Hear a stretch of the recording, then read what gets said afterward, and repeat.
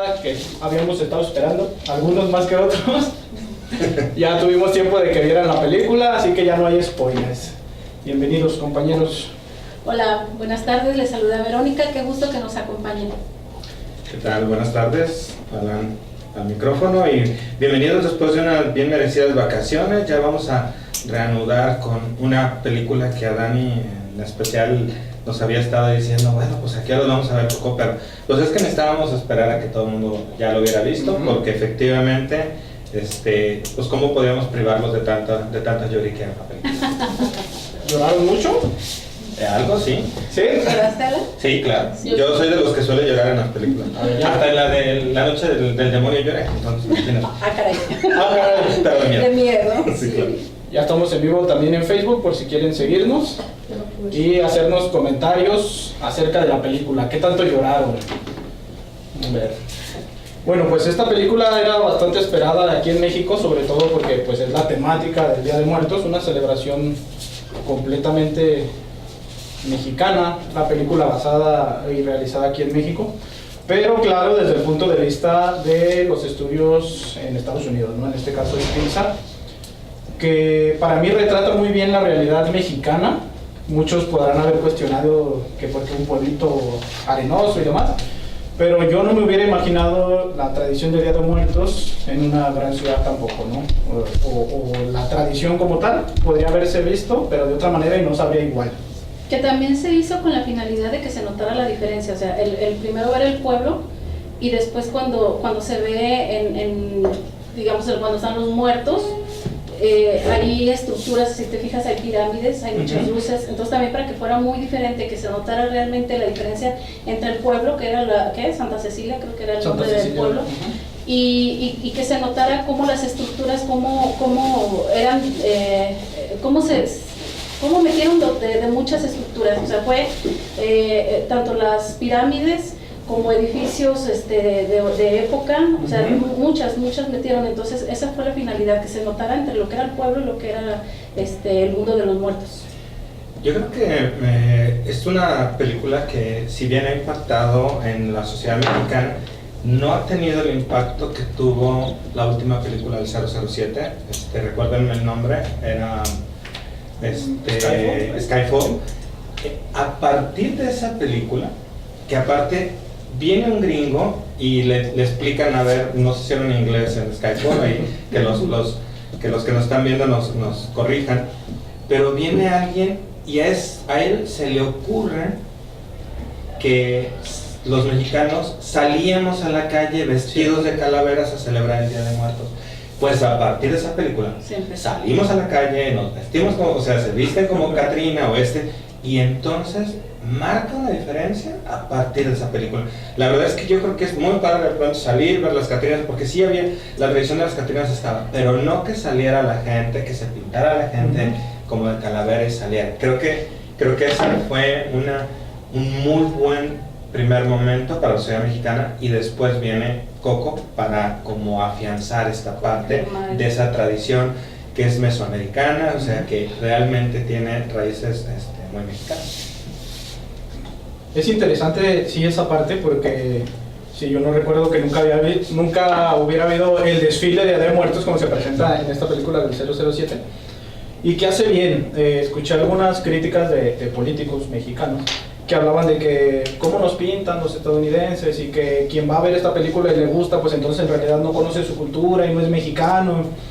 Yo creo que ser mexicano también involucra esa parte de estar evolucionando y de volver a afianzar las raíces. Los cementerios en Día de Muertos ya se estaban quedando también olvidados. Sí. Solo en Michoacán era donde era como más la tradición, ¿no? Y entonces viene en este caso pues producciones americanas y nos recuerdan también nuestras raíces y nos hacen volver a tener esa identidad, regresar a los panteones, regresar con las ofrendas, las flores y pues toda esta parte de la tradición que tenemos aquí en México. Ahora se está hablando de un pueblo. Si nosotros vemos en las ciudades muy diferentes, se vive una vida muy aprisa, pero en un pueblo todavía podemos ver todas esas cositas que se vieron ahí, todavía se da mucho lo del matriarcado, porque si nos fijamos desde la bisabuela, desde la tatarabuela, ella es la que mandaba, ella fue la que marcó ese no querer de la música por una situación que le sucede a ella y que lo que hizo fue pasarla de generación en generación. Y si vemos, primero fue ella, luego le siguió Coco y después lo que podemos ver ya en pantalla es como la mamá, la abuela de Miguel, la Elena, es la que sigue ese matriarcado y es la que sigue imponiendo esa ley de que no se tiene que aceptar la música, que no se quiere la música. Y digo, dice al inicio de la película, dice Miguel, si pudo haber hecho piñata, si pudo haber agarrado, digamos, otro oficio, ¿por qué el de los zapatos? Y yo lo que puedo ver aquí es como para que siguieran sus pasos. Creo que tiene un tanto como de verlo de esa manera, o sea, ¿por qué zapatos? Sigan mis pasos, a mí no me gusta la música y tienen que odiar la música, no tiene que gustarles la música. También sería como el marcar los pasos firmes, no irse a la aventura como lo hizo el tatarabuelo. Entonces creo que esa parte de que sea como su raíz, como su herencia, el fabricar zapatos, tiene que ver con esto, como tener los pies bien puestos en la tierra, como agarrar un oficio que la hiciera, que siguieran ellos en sus pasos, porque se está llevando de generación en generación esa de la fabricación de los zapatos. Claro. Yo creo que esta película también nos permite ver toda una serie de identificaciones a nivel transgeneracional. Yo sé que los psicoanalistas no hablan de transgeneracional, pero el primer transgeneracional es Freud. O sea, el primero que dijo todo lo que influye esas series de identificaciones de los abuelos y los bisabuelos están ahí, fue Freud, aunque no le mencione así, para él es la identificación. Pero cómo toda esa transmisión a través de las generaciones, a base de todas estas identificaciones, permiten que alguien, bueno, pues gane la vida con los zapatos, porque la música y el canto al fin y al cabo no deja de ser algo muy subjetivo, o sea, no es algo palpable. Y tenía que pasar algo que los llevara a la realidad, pasar de un principio de placer completamente a un principio de realidad, que es pisar el suelo, ¿no? O sea, es algo muy metafórico, pero es como se tenía que plantear. Se tenía que plantear. Que lo de los zapatos es muy significativo, muy simbólico. Así es. A diferencia del papá de Coco, ¿no? Que se fue a la aventura. Ya después sabemos por qué no es que regresa, pero al fin de cuentas con eso es con lo que se queda la familia, ¿no? Con este hombre que se va, con este hombre que abandona, con este hombre que no está cuando la familia lo necesita, y pues la figura del padre ausente. No sabemos mucho acerca de la figura tal cual como de Coco, de cómo vivió esta etapa del abandono de su papá, porque nomás lo único que se ve es con la cancioncita y que lo recuerde ya, y todo lo demás de la película vemos a la ancianita, ¿no? Me hace preguntar de pronto cómo la abuela de Miguel sigue con la tradición, si al parecer Coco, que es su mamá, seguía extrañando al papá. Como que se la brincaron ahí, se quedó ella en esta parte del anhelo infantil, y entonces ella sí seguía esperando a su papá y lo seguía queriendo y seguía con toda esta parte. Pero recordemos también que cuando se va, cuando se tiene ya esa edad, se vuelve un poco como niños. Entonces es como que eso que no trabajó en toda su edad, entonces desde que era pequeña hasta esa edad que la vemos, no lo trabajó. Entonces ahí quedó algo.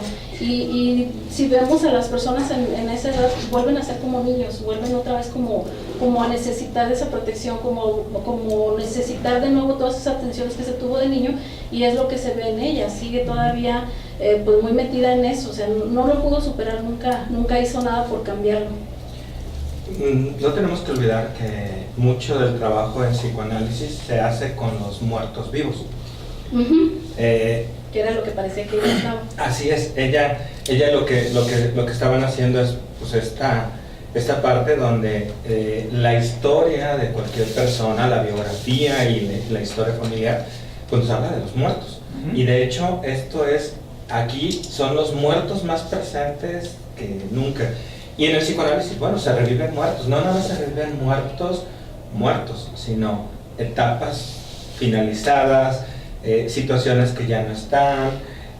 La falta es un muerto, al fin y al cabo me quitaron a quien yo más quería, y aparte esa imagen y esa percepción y eso ya está muerto, ¿sí? Y eso es mucho de lo que hacemos. Como aún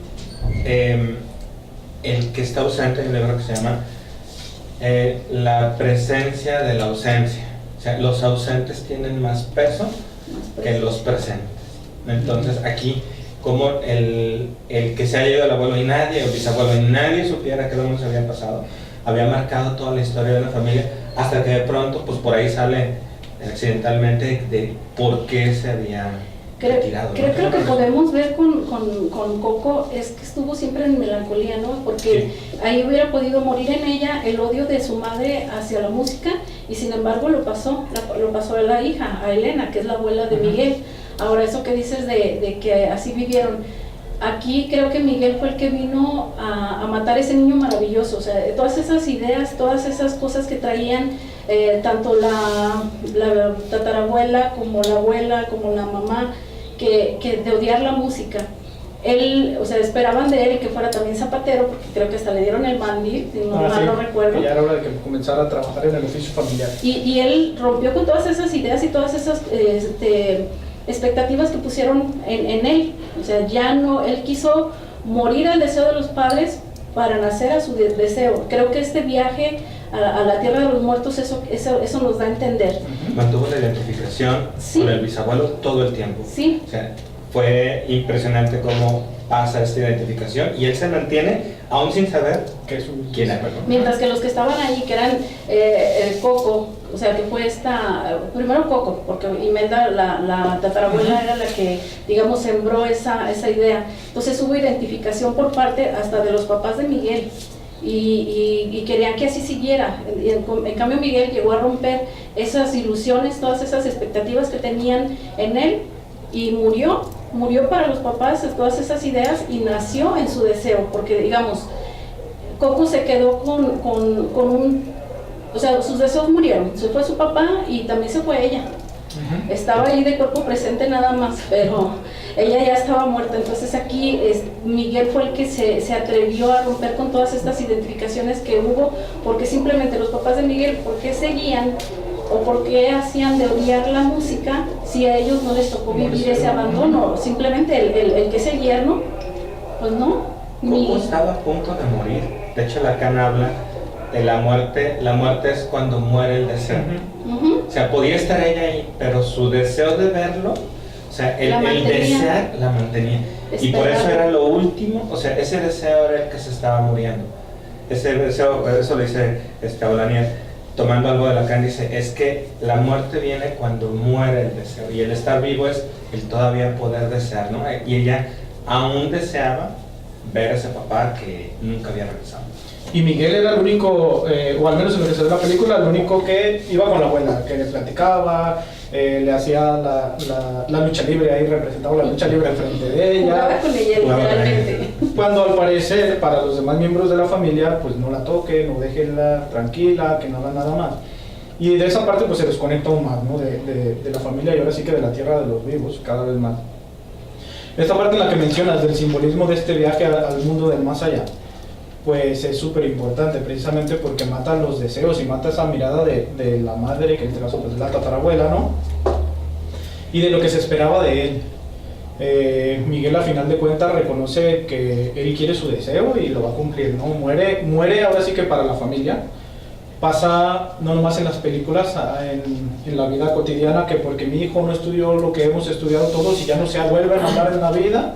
Pero él se había resignado a perder el deseo. Cuando le dice, está bien, regrésame, aunque no sea cantante, y él como, ahí va a morir su deseo, y le dice a la bisabuela, no, está bien, con todo y todo, ¿no? Fue muy interesante eso también.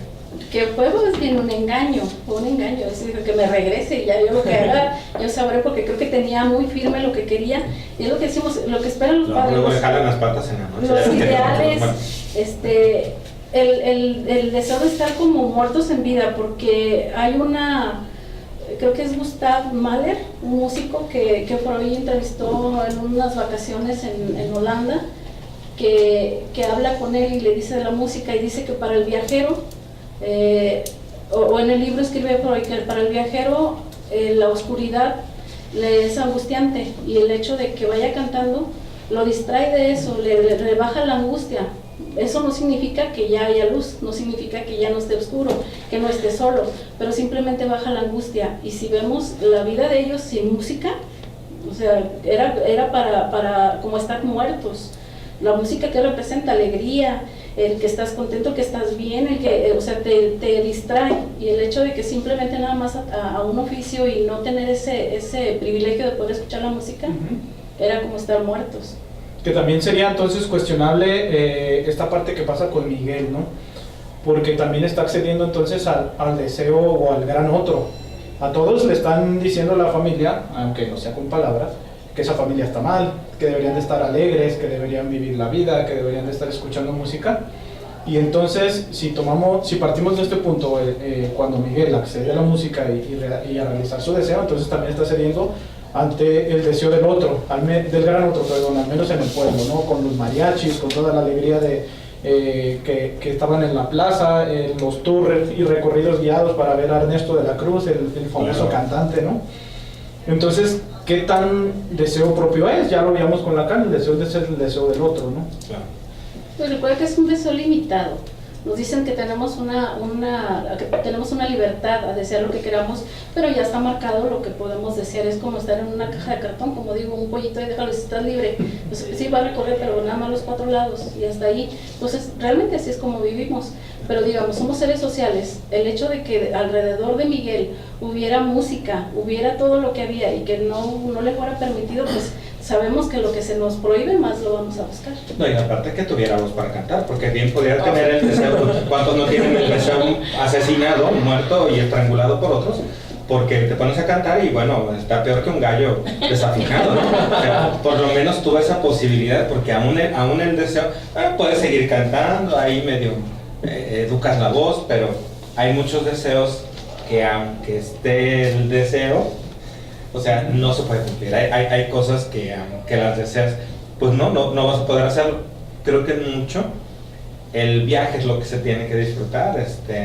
A lo mejor te vas a presentar, yo estaba viendo las audiciones de estos programas de canto en el Face, que de pronto, bueno, son unos nervios espantosos.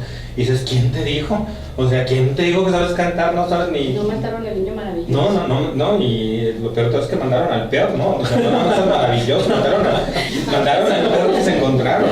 Entonces, aunque esté el deseo, y viene a ser el deseo del otro, porque eso de, ay, sí, tú puedes cantar, mira qué bonito cantas. No, sabes que tú no sirves ni para los camiones, no vas a sacar nada. O sea, a lo mejor para chistes sí, pero hay deseos, y aquí todo se conjuntó. Y yo quisiera retomar un poquito la melancolía. El mexicano es un pueblo melancólico, es tan melancólico que no permite a las personas que se mueran. Sí. Y entonces, ¿qué es lo que hacemos? Bueno, pues brincamos la castración. Y entonces decimos, pero vienen un día y están ahí con nosotros. Vemos el final de la película, en donde, espero que ya todos lo hayan visto, y si no, pues ya se lo voy a contar. Al final todos están celebrando y todos los muertos llegaron. O sea, llegan lo imposible, les traemos su comida, les traemos su música, les hacemos, porque nos negamos a que se vayan. Y lo más temido, aún en el mundo de los muertos, era ser olvidado. ¿Por qué? Porque entonces te morías ya de veras. Híjole, creo que esta parte melancólica, y luego lo hacemos más melancólica, les fue mal. O sea, es de por sí un pueblo melancólico, que no puede admitir que los muertos se van, y luego todavía malditos con la familia por el canto, todavía más melancólicos, y el chiquillo que quiere ser cantante y no lo dejan, más melancólico. Claro que íbamos a chillar. Y también otro momento melancólico de la película, y que se relaciona con esto que estás diciendo, Ana, es la muerte del muerto del chicharrón, ¿no? Sí. Que dice, ya está llegando mi hora, ya no voy a poder cantar, que me están olvidando y nadie puso mi foto en el altar, ¿no? Esa representación de siempre estar presente. Y es de los momentos más emotivos, cuando el chicharrón se despide y ahí nos vemos, ¿no? Y le dieron chicharrón. Y llama la atención de la película y de la tradición de Día de Muertos, precisamente que en México, o más bien que México es famoso precisamente por esta tradición, porque en otros lados del mundo lo ven extraño precisamente. Mientras en otros países, latitudes y otras tradiciones, si un muerto regresa, pues qué cuidado, ¿no? Qué miedo, es un zombie, es un vampiro, es un esto. Y aquí al contrario, ¿no? Se le recuerda y qué bueno que es mi familiar, adelante, pásate a Aquí comer. está tu tequilita. Es que creo que ahí podemos hablar del apego, ¿no? Porque no queremos dejar ir, no queremos soltar. Y hablando de esto, digo, creo que lo que podemos ver en Pixar es en las películas que ha trabajado, la de Toy Story, donde se tiene que separar los juguetes, donde se tiene que ir ¿cómo se llama? Andy a la universidad. Entonces, el que se tiene que hacer, el que le luches así como hicieron los juguetes, todo lo que pasaron, finalmente tiene que haber una separación.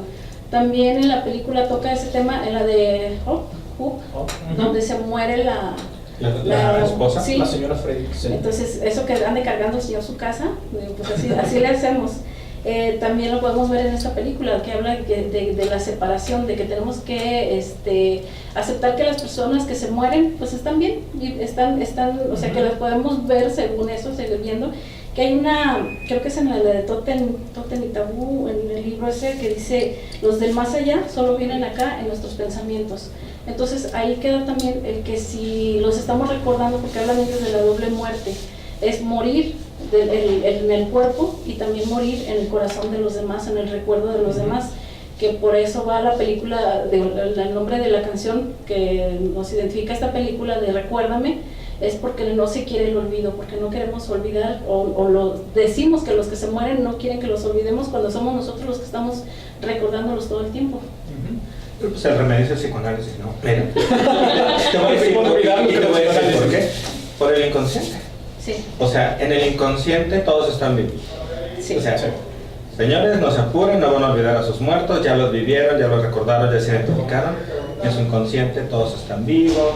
No tiene... Me sigo quejando que mi papá me hizo, me sigo quejando que mi mamá todavía no me Ahí dejaba. se mantienen todos vivos. Entonces, ¿por qué es tan sencillo de pronto en el análisis que alguien... Porque aparte llega la gente, me acuerdo que llegó una persona y le digo, bueno, ¿qué tiene? Una mujer ya grande. Y me dice, es que mi papá se murió cuando tenía 5 años y la mujer tenía 90 y tantos. Y empezó a llorar como si tuviera 5 años. Esto es, el papá estaba ahí, esto acaba de pasar hace unos segundos, y la vivencia, la emoción y el recuerdo estaba presente. Entonces, pues realmente no olvidamos, queda en el inconsciente, ahí quedan guardaditos, así que no se angustien, los radioescuchas, todos no tienen que poner fotos, sí pueden poner su altar y su foto, pero en su inconsciente todo el mundo está vivo porque eso es parte de lo que caracteriza Y nos a ese siguen haciendo inconsciente. sufrir. Y que es parte de la enseñanza de la película y lo que ayuda a la película. Yo alguna vez mencioné que esta película ayudaba también a explicar a los niños el proceso de la muerte. Bueno, no el proceso de la muerte, sino lo que ocurre después de la muerte. A lo mejor sí desde una forma ya religiosa, si queremos decirlo así. Pero pues al niño también cómo se le va a hablar, ¿no? O cómo lo va a llegar a entender. Sí, pues tiene que ser cómico, mágico, musical, porque los niños no lo van a entender de otra manera. Exacto. Y los adultos también nos reconfortamos mucho, ¿no? Porque de pronto, mira, mientras no me quiten del altar, pues sí, pero a lo mejor nadie te va a poner en el altar. Te mandas grabar en la losa Es más fácil y se acabó. Es más fácil poner a Cantinflas hacia arriba que la foto del tío y de la abuela. Sí, claro. Sí. Y entonces esto, por eso la película precisamente es musical y alegre y feliz, Sí, claro. y cómica, para que ayude también a los niños. Y es mágica. Se supone que la película está dirigida a niños, ¿no? Aunque los adultos le gustamos bastante. Sí, aunque los adultos son los que pagan por ir a verla, pero... Y van resignados con el hijo, ay, qué pena, a ver, ¿quieres ver Coco, verdad? Dijo, no, tú quieres ver Y te daban el coco. Y es esta parte de los adultos, porque en el niño todavía la muerte no existe como tal, o no existe como para el adulto. Esta melancolía de la que hablamos tras la muerte de un ser querido en los niños no está tan marcada a lo mejor como en el adulto.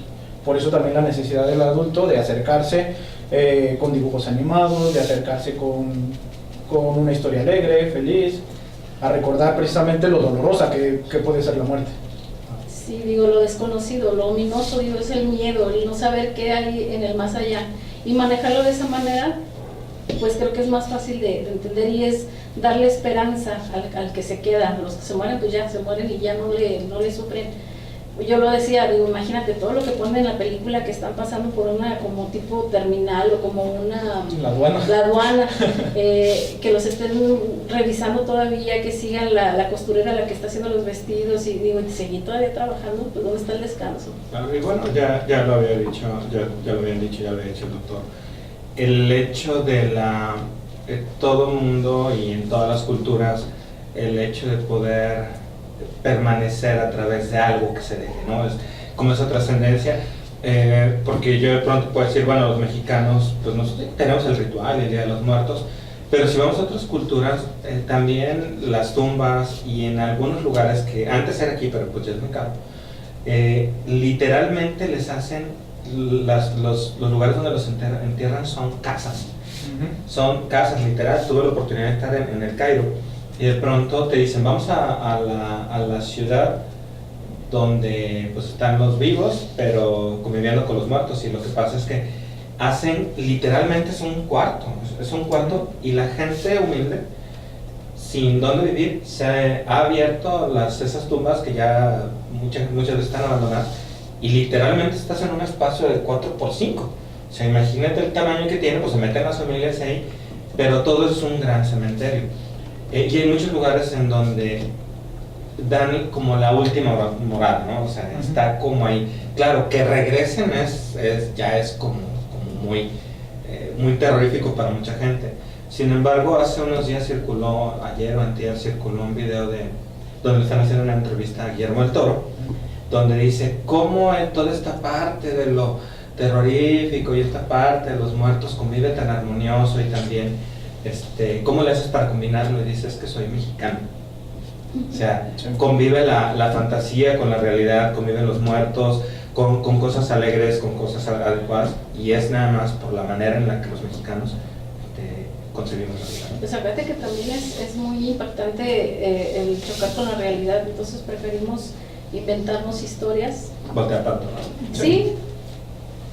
Que ya lo decía Dalí, ¿no? Alguna vez, que no regresaba a México porque se deprimía, que era más surreal que sus cuadras, ¿no? Es la forma de ser del mexicano. Precisamente también tuve la oportunidad de ver esta entrevista de Guillermo del Toro, y lo que dice es muy cierto. Siguiendo con esta tradición de Día de Muertos y rituales, lo vemos en los cementerios de Sinaloa. Son casas y son mansiones donde están estacionados los carros del difunto, donde se va y se les lleva banda, donde están adornados con piezas de oro. Los árabes, ¿no? También meten carros, meten todo, las grandes tumbas de los faraones, las grandes tumbas de los emperadores chinos. O sea, eran templos literalmente con grandes fortunas, porque pues es su última morada, y al fin y al cabo, bueno, ellos sí era así como, ya te vas, pero si regresas, pues encuentras lana para que sobrevivas. En México no necesitan tanta lana, como vienen cada año y comen con nosotros, viven con nosotros y están con nosotros, pues no necesitan llevarse gran fortuna, porque lo poquito que tenemos se los convidamos. Tenemos saludos para la gente. Ya me están ahí en lo que dicen. ¿Sí? Yo no tengo comentarios, ¿salieron ahí comentarios? Sí, Francisco Gómez nos manda saludos, Jared Martínez, saludos, dice por fin comenzando el año. Manuel Leiva, saludos, podrían hacer un análisis de la película Shane, Deseos Culpables del 2011, lo vamos a tener en cuenta.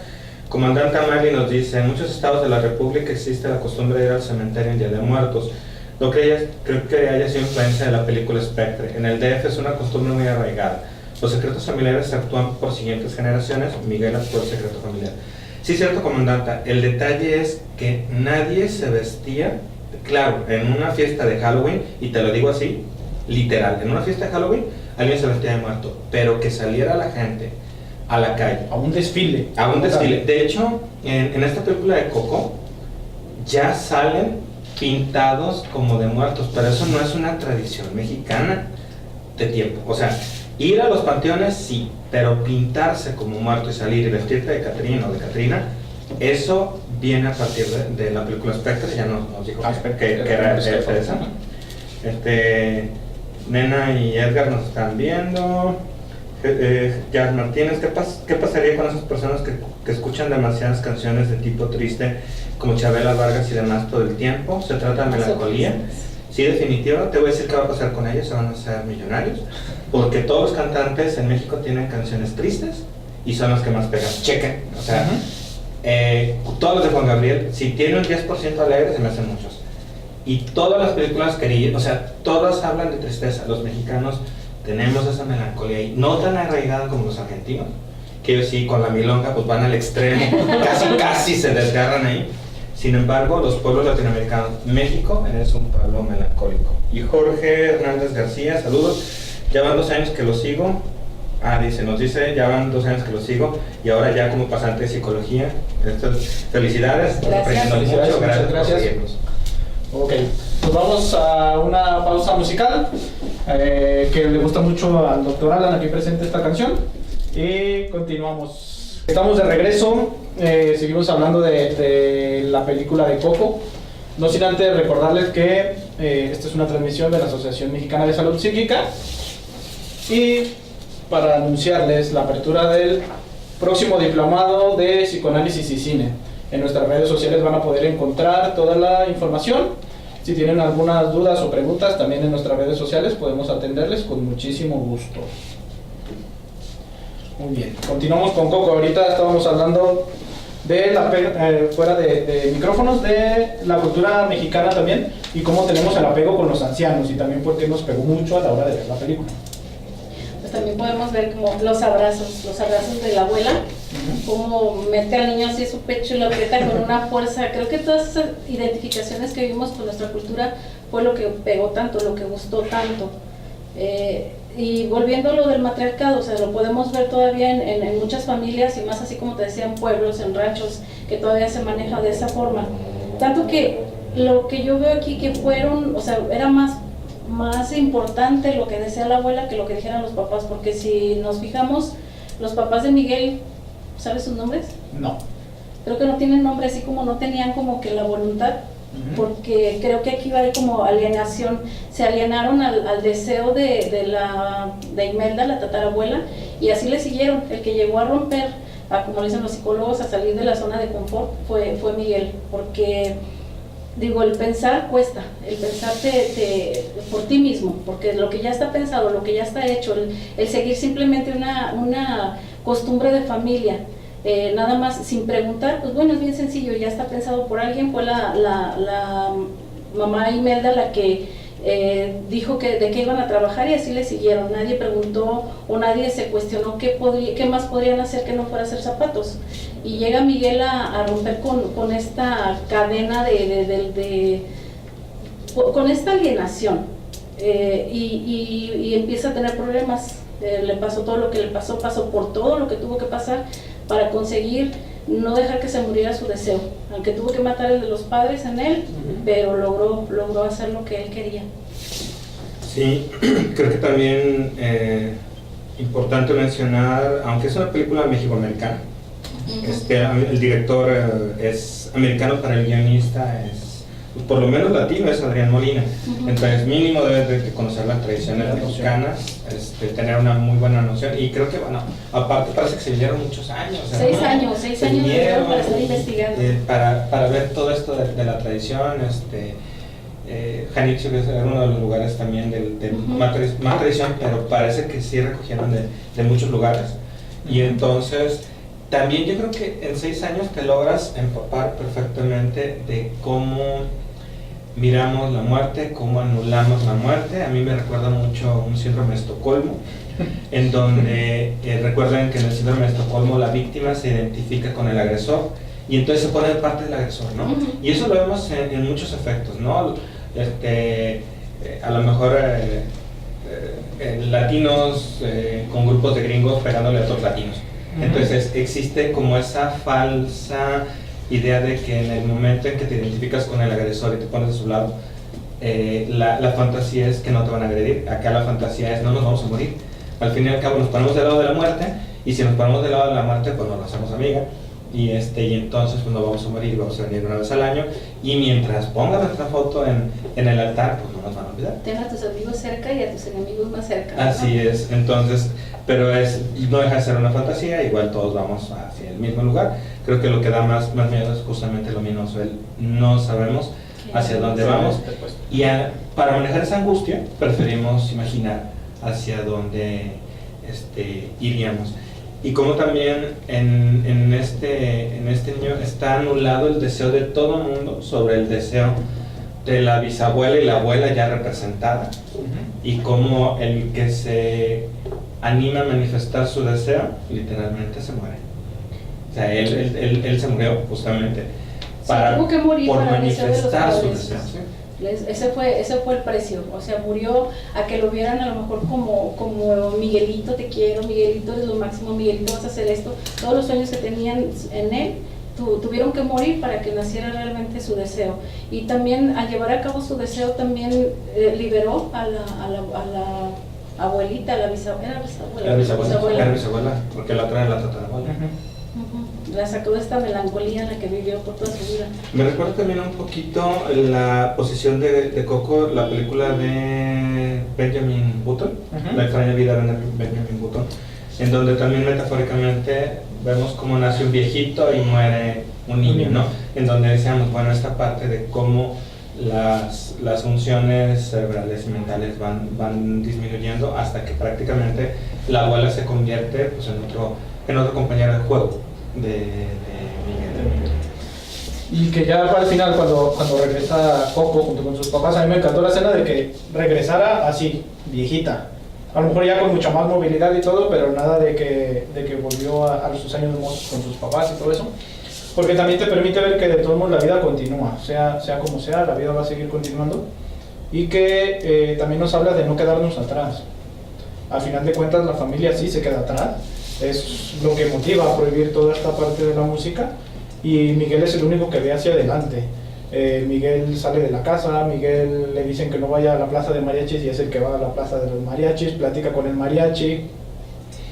Y aquí vemos cómo también al principio de la película este mariachi el que le está volviendo los zapatos, que le dice, a ver, si de veras muy salsa para tocar, pues canta una canción, ¿no? Y también vamos a encontrar ese tipo de personas en el mundo, ¿no? Quien pueda de alguna manera intentarnos ayudar de buena o de mala manera a vivir este deseo propio, a este deseo que nazca de nosotros, y que lo vamos a encontrar entorpecido por nuestras viejas tradiciones, por las viejas costumbres que tenemos, en este caso que llega la abuela a impedir que toque la canción, ¿no? Entonces hay que deshacerse de todo eso que estamos cargando, hay que deshacerse de la chancla de la abuela, de todas esas cosas. El arma más peligrosa. El arma más peligrosa. Y más precisa. Chanclas. Que a final de cuentas es lo que nos impide seguir adelante. Sabemos el super yo con la carga también de los padres, pues también hay veces que hay que decirle no, lo que quiero hacer es esto y lo voy a hacer, ¿no? Sí, y lo podemos ver en la película de los papás, volviendo a los papás de Miguel, que no tienen un nombre, que prácticamente pasaban por la película y yo creo que fueron los que menos llamaron la atención. Digo, su nombre fue nulo, igual que su voluntad, de que siguieron en lo mismo, siguiendo nada más sin preguntarse el por qué. Y hablando eso de lo de la chancla, digo, creo que todas esas identificaciones fue lo que hicieron que tuviera éxito esta película. O sea, metieron muchas cosas interesantes. Fue, por ejemplo, lo de los alebrijes, que es una tradición mexicana, sí. El Xoloitzcuintle, también, sí, que también es considerado un dios prehispánico de la muerte. El perro azteca también es conocido así, que es protector, que es guía. Todo lo que metieron a eso, todo eso ayudó a que la película fuera como más, que se sintiera más propia. Cuentan de los alebrijes, no sé si sepan la historia de quién fue el que se habla del señor Pedro Linares, que enfermó. Él era cartonero, de esos que hacen todas las figuras de cartón, muñecos y todo, sí. Que apestaban horrible. Que también era un oficio aprendido o sea, heredado de los abuelos y luego de los papás, y le siguió él, y se dice que él estuvo enfermo y en una de supongo que sus delirios, veía estos animales deformados, o sea, con esas mutaciones extrañas, y que decía que él oía que gritaban alebrijes, y qué significa brujas pintadas con colores vivos o con alegría. Y creo que meter todas estas cosas, simplemente este señor que dice que veía todo eso, supongo que estaba tan enfermo, casi al punto de morir, que también fue lo que él pudo ver. Entonces de ahí se tomó el hecho de decir que son los guías, que son los que llevan a la persona al inframundo. Claro. Y bueno, también no todo esto es tan nuevo, efectivamente. Ya los aztecas ya manejaban, de ahí viene mucha influencia, ya los aztecas manejaban como lugares a donde se iban. Por ejemplo, el Talocan, sobre lo de Tlaloc, eran aquellos que habían muerto ahogados, o sea, era el sitio a donde habían muerto ahogados. el Omeyocan, que era el lugar en donde estaban los que habían muerto en la guerra, y el Mictlán. Cuando uno lee un poquito El Mictlán es el inframundo. Sí, es a donde van. Nada más el Tlalocan, por Tlaloc, es el lugar donde los ahogados, el Mictlán, perdón, el Omeyocan es donde morían los guerreros e iban, y el Mictlán es donde iba la prole, o sea, te moriste de muerte naturalita, te vas al Mictlán, pero sí es, ya desde ahí se hablaba de esto, y también en esta cosmovisión de los aztecas y de todo esto, bueno, venía, también se le rogaba, te recuerdan de la Coyolxauhqui y todo, cómo muere y luego vivía todos los días y la pelea de Sol y la Luna. Y de hecho el Día de Muertos está considerado como Patrimonio Cultural de la Humanidad por la UNESCO, porque refiere que, bueno, conserva muchas las tradiciones indígenas y cómo esto ha pasado y pasado a toda la modernidad incluso, y bueno, tanto que bueno, toma por eso un auge. adueñarse del nombre. Por eso querían el nombre, ¿no? Igual que los chinos querían adueñarse de la imagen de... Y volviendo a lo de Estocolmo, el que dijo que muerto Mickey, que fue uno de los que participó también en la película, primero estaba en contra y se lo hicieron amigo, entonces ya después ¿sí? Participó. Hablando del Xoloscuincle, que en la película se llama Dante, pues Dante por la referencia al inframundo de Dante, ¿no? De Dante Alighieri. Y también se veían estos diferentes círculos, ya nos dijiste los nombres aztecas de estos círculos del infierno prehispánico, pero también en la película se ven, están las casitas churpias ahí, unas encimadas, y donde vivía Ernesto de la Cruz en esa mansión gigante, donde se seguía rodeando con las estrellas, y que aparecen personajes mexicanos importantes, aparece el Santo, aparece Cantinflas, María Félix, Frida Kahlo, que le dan mucha importancia ahí de pronto para la película, y que es la manera también en que México se recuerda, ¿no? a los difuntos, seguir viendo sus películas. Y cómo nos refuerza esta parte muy mexicana de los mexicanos no somos racistas, somos clasistas. Bueno, hasta en la muerte, ¿no? O sea, si te enterraron ahí en la tierra, pues es que estás en las casitas abajo, y si eres un gran cantante, pues estás hasta allá, y eso es algo muy mexicano. Ya hablabas tú de todas esas identificaciones, que nada más falta una identificación, o sea, yo creo que nada más falta una frase para, y si es que no lo encuentro, y si lo encuentro yo, ¿qué te hago? Nada más faltó esa frase para que fuera 100% mexicana. Sí, también el recordar, también el meter a los actores, actrices de la época dorada de México también fue un buen punto. Un buen guiño para atraer a las personas, ¿no? Esta parte también de los seres mágicos que decías de los alebrijes, pero también el perrito al final logra transformarse, ¿no? En un guía espiritual. Esta parte en la que el débil, que está luchando en contra de la opresión, que en este caso pues era la opresión de no seguir con la música, pues es humilde, ¿no? El compinche, que es más humilde que un perrito callejero, y al final logra cobrar importancia, y al final de cuentas es quien apoya a Miguel, el de toda la familia, incluso de su papá y su mamá, que a lo mejor podemos decir los que más lo quieren en el mundo, no lo ayudaron. La ayuda viene de este animalito callejero, ¿no? Que se supone que está considerado como protector y como guía. Y nos dice Alejandra López Puentes, de que venía llegando, que hablamos, estamos hablando de la película Coco. Laura, saludos. Y Ani Jaura dice: el Xoloscuincle era usado como ayuda o paso para llegar al Mictlán. Efectivamente, hablábamos de toda esta cosmovisión, o esta teogonía de los aztecas, de cómo se ha venido preservando a través de toda esta imagen, y cómo si toca eso, o sea, si toca cosas tan profundas que han estado pasando de forma en tradición, ya sea oral o ya sea ritual, que aparte pues los mexicanos son muy ritualistas, claro que tenía que llegarnos al grado de llorar, ¿no? O sea, teníamos que llorar de algún modo. Pues yo no lloré, y volteó mi hijo, ¿de qué estás hecha? No sé, creo que me explico las cosas de otra manera. Aquí también lo que podemos ver es que le sacaron provecho, saber que Pedro Infante todavía sigue siendo... es que Pedro Infante no... Sí, no ha muerto, pues, ¿no? Ese parecido que tiene el personaje, uno de los personajes principales, creo que ayudó mucho también a encontrar esa identificación con lo que nos gusta, con lo que es nuestro. Y tenían que recordarnos con muertos vivos, porque yo estoy seguro de que si hubieran puesto, no sé, a Chucho el Roto, nadie hubiera identificado cuál era su ropa.